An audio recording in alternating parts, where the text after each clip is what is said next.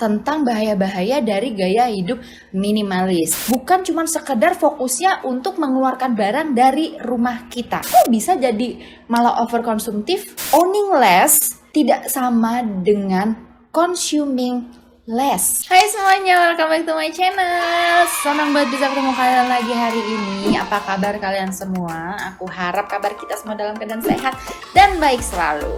Buat kalian yang baru pertama kali nonton video aku, salam kenal, nama aku Devi. Aku suka buat video tentang gaya hidup minimalis dan juga tentang budgeting. Dan buat kalian teman-teman onlineku yang setia, kayaknya kita udah jadi sahabat deh ya. Udah bukan teman-teman lagi, sahabat-sahabatku yang setia yang selalu nonton video aku. Thank you banget udah hadir lagi di sini, karena kalau bukan buat kalian, buat siapa lagi? Jadi hari ini kita akan ngomongin tentang minimalism. Tapi lebih dari itu, kita akan bahas lebih jauh atau lebih dalam sedikit tentang gaya hidup minimalis, yaitu adalah toxic of minimalism atau bahaya dari gaya hidup minimalis. Emang ada bahayanya? Ya ada aja. Makanya hari ini aku mau sampaikan pendapat aku pribadi. Jadi makin kesini gaya hidup minimalis kan semakin berkembang ya, terutama di Indonesia.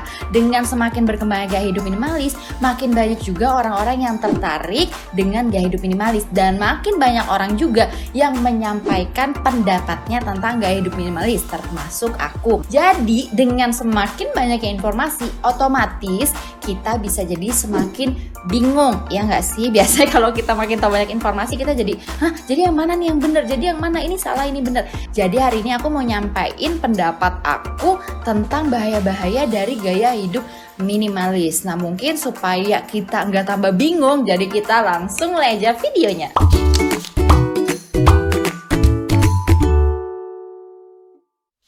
Jadi kita mulai dari yang paling ringan dan paling umum dulu menurut aku, yaitu adalah aesthetic vibes. Jadi biasanya saat ini orang-orang itu suka bingung antara minimalism lifestyle dan aesthetic minimalism. Jadi buat kalian mungkin yang belum pernah tahu tentang sejarah minimalism, kalian bisa cek video aku yang ini, yaitu membahas tentang sejarah minimalism. Karena aku yakin kalau misalnya kita udah paham, kita ngerti bahwa sebenarnya antara gaya hidup minimalis yang sekarang yang sering aku bilang di video-video aku, sering aku ceritain pengalaman minimalisme aku, itu lebih ke arah minimalism lifestyle. Tapi ada juga yang namanya aesthetic minimalism, dan memang awalnya itu minimalism dari estetik. Jadi sekarang orang, gak usah orang deh, aku itu kadang pernah sampai ada di tahap dimana mikir bahwa aku pengen punya rumah yang minimalis. Itu yang ada di otak aku. Padahal sebenarnya yang aku pengen adalah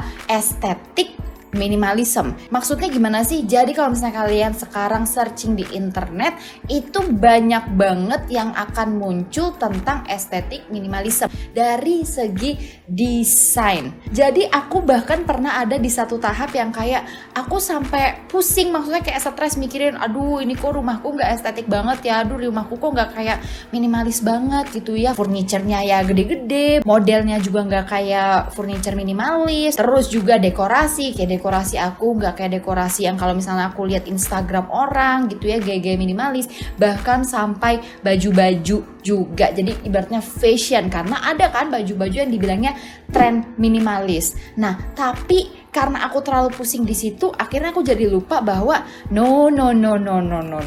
Minimalism buat aku itu bukan estetik. Bukan artinya estetik minimalism itu salah, enggak. Tapi buat aku sendiri, aku lebih orang yang ke arah minimalism lifestyle. Makanya kalau aku udah nginget kayak gitu, aku bisa nyadarin diri aku sendiri bahwa oke, enggak, fokus lagi, balik ke fokus minimalism ala Devi gitu ya. Jadi minimalism alami. Jadi ini bukan berarti benar dan salah, tapi yang aku mau kasih tahu adalah yang penting itu dari mindset. Apalagi kalau buat teman-teman yang mungkin kayak aku lebih ke arah minimalism lifestyle, bukan ke estetik. Itu yang harus dirubah ya menurut aku dari mindset kita terlebih dahulu. Kalau mindset kita udah jadi mindset minimalis, menurut aku estetik atau enggak estetiknya itu akan jadi prioritas kesekian. Buat kalian semua yang belum subscribe, klik dulu tombol subscribe-nya karena kita menuju ke 20.000 subscriber. Dan juga jangan lupa klik tombol notifikasinya supaya kalian tidak ketinggalan kalau misalnya aku upload video yang baru. Hal toksik yang kedua adalah over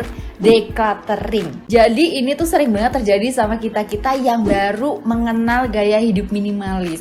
Ya sebenarnya itu ya normalnya manusia, kalau dengan sesuatu yang baru kita itu kayak menggebu-gebu banget kan, semangat banget. Jadi artinya saat kita decluttering, kita juga mau langsung decluttering satu rumah, kita langsung mau decluttering satu lemari kita, pokoknya semua kita mau langsung decluttering secepat-cepatnya, sebanyak-banyaknya. Nah ini akan jadi problem nanti, karena aku udah ngejalanin gaya hidup minimalis itu 2,5 tahun lebih. Waktu awal-awal aku gak ngerasa masalah, aku ngerasa bahwa yes aku minimalis, yes aku bisa decluttering. Tapi ternyata aku baru sadar bahwa kenapa ya aku declutter baju itu, kenapa ya aku declutter barang itu, karena ternyata aku masih perlu dan butuh.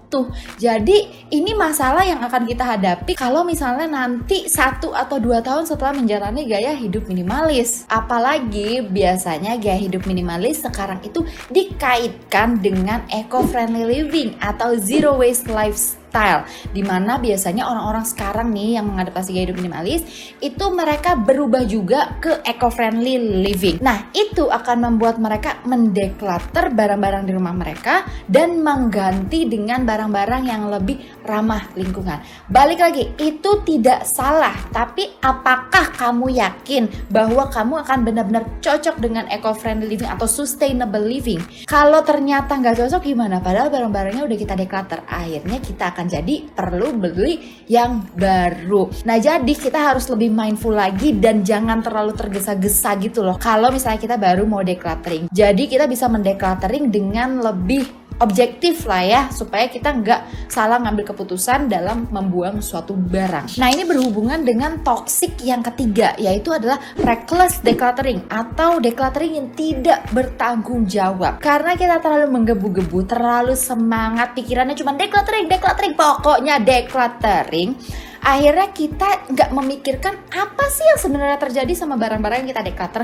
Kita cuma mikir bahwa oke, barang ini aku donasikan, barang ini aku kasih ke orang, urusan kita selesai. Kalau misalnya kita mendonasikan ke orang yang tepat, ke organisasi yang tepat, pasti tidak akan jadi masalah. Tapi kebanyakan dari kita mungkin karena terlalu semangat baru menjalani gaya hidup minimalism, jadi yang ada di otak kita cuman yang penting barang-barang ini keluar dari rumah saya, terserah habis itu mau kemana. Padahal kalau misalnya kita nih orang yang mengadoptasi gaya hidup minimalis dan bilang bahwa kita ini adalah orang yang sustainable juga, harusnya kita peduli dong kemana barang-barang itu pergi. Ya enggak, jangan-jangan barang yang kita donasikan atau kita buang itu malah jadi sumber sampah, itu malah berakhir buruk untuk lingkungan kita.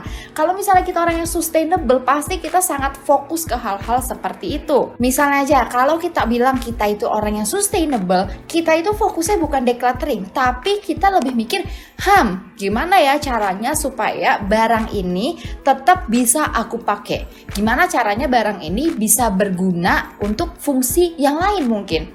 Jadi bukan cuma sekedar fokusnya untuk mengeluarkan barang dari rumah kita. Yang aku sampaikan di sini bukannya kita tidak boleh declutter. Boleh banget dan oke banget menurut aku, asalkan sasarannya itu tepat. Tapi kalau misalnya kita bilang bahwa diri kita ini adalah orang yang sustainable dan kita declutter secara mindful dan bijaksana, yang jadi fokus kita itu adalah repurpose dan upcycle. Bukan recycle ya, jadi upcycle itu ya artinya yang kayak repurpose. Kita menggunakan barang itu untuk kegunaan yang lainnya. Kalau misalnya kalian suka sama video ini, jangan lupa kasih like kalian, dan kalian boleh banget share video ini ke teman-teman dan keluarga kalian. Nah, masalah-masalah decluttering yang tadi aku sebutin ini berlanjut dan berhubungan ke toxic yang keempat, yaitu adalah overconsumption problem. Jadi overkonsumsi. Kata siapa kalau misalnya kita ada jadi seorang minimalis kita nggak konsumtif?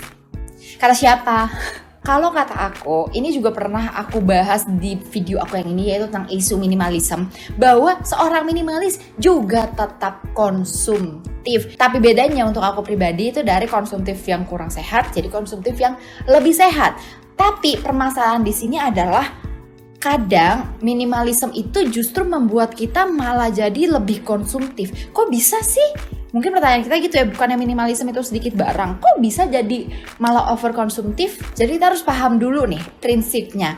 Jadi owning less tidak sama dengan consuming less. Karena apa? Karena berhubungan dengan masalah declutter tadi, kita berpikir bahwa dengan mendeclutter kan kita mengurangi jumlah barang atau owning less. Tapi di sisi lain, misalnya kita mau lebih eco-friendly living atau yang sustainable living, akhirnya kita membeli produk-produk baru lagi yang sebenarnya itu membuat kita lebih konsumtif, iya nggak sih? Atau buat kita-kita yang mungkin lebih ke arah estetik minimalism, ya pastilah kita akan lebih beli banyak barang, dekorasi-dekorasi, furniture yang lebih estetik. Jadi kalau misalnya kita mau bilang bahwa kita ini adalah seorang minimalis yang sustainable, menurut aku istilah yang tepat itu adalah menukar barang. Jadi misalnya aja nih, oke, kita mau membeli suatu barang, yaitu baju deh atau fashion apalah ya gitu.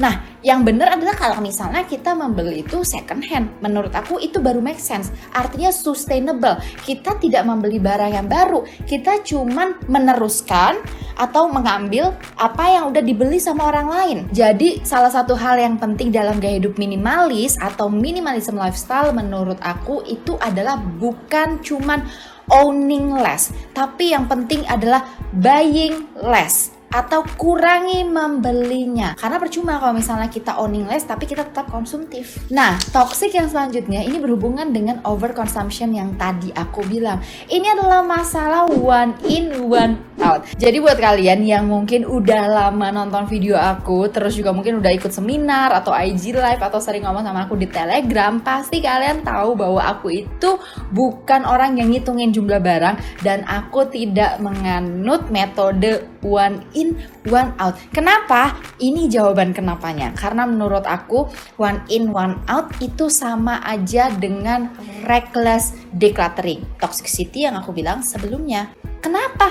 Kok one in, one out dibilang salah? Itu kan semua gaya hidup minimalis ada one in, one out. Berarti kakak bilang minimalis yang lain salah ya? No, aku gak bilang gitu. Ini pendapat aku pribadi. Jadi bebas-bebas aja. Cuman buat aku, one in, one out itu gak make sense. Karena menurut aku pribadi, one in, one out itu adalah metode alasan untuk membeli barang baru. Kecuali kita membelinya barang bekas. Balik lagi kan, kalau belinya second hand, it's okay. Tapi kalau kita belinya produk yang baru, ya sama aja konsumtifnya kita bertambah. Dan itu gak ada sustainable-nya. Jadi prinsip one in, one out itu menurut aku ya cuman alasan aja untuk apa ya, kayak kita kan kadang kalau kita berbuat salah, otak kita itu secara otomatis mencari alasan untuk membenarkan diri kita. Nah ini salah satunya menurut aku, one in, one out. Enggak, ini tuh kamu tetap sustainable kok, kan kamu mengeluarkan satu barang dari rumah baru kamu masukin lagi. Ya tapi kita beli barang yang baru, jadi menurut aku itu sama aja. Jadi itu adalah kayak mind trick yang dimainkan sama otak kita untuk membenarkan diri kita, padahal kita sendiri tahu bahwa itu tidak sustainable. Tapi tolong diingat lagi ya teman-teman, ini benar-benar pendapat aku pribadi dan gak ada salahnya juga untuk orang-orang yang mengatakan bahwa mereka menganut one in, one out. Ya itu gak masalah juga. Menurut aku itu kan adalah salah satu metode. Aku pun juga mention kok metode one in, one out ini untuk metode decluttering dan untuk metode supaya barang di rumah kalian itu tetap jumlahnya sama. Tapi yang aku mau kasih tahu di sini adalah karena kebanyakan dari kita merasa bahwa sebagai seorang minimalis kita itu kan sustainable, sebagai seorang minimalis kita itu kan eco-friendly living, zero waste lifestyle. Kalau misalnya cara pikir kita atau mindset kita nggak berubah, itu nggak ada sustainable-nya.